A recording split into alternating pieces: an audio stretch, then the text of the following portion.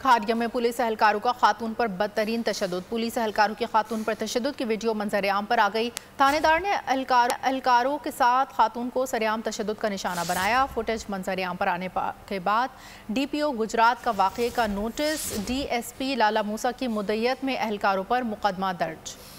मज़ीद तफसीलात जानेंगे बोल न्यूज़ के नुमाइंदे ज़हीर सियाल से। जी ज़हीर सियाल।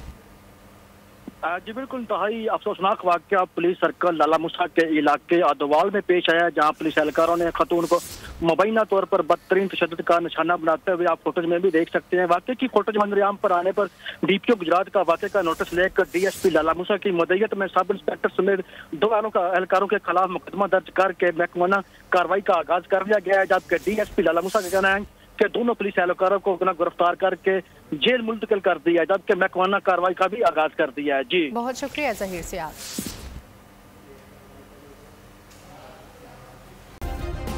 सब्सक्राइब करें और बेल दबाएं ताकि कोई खबर रह न जाए।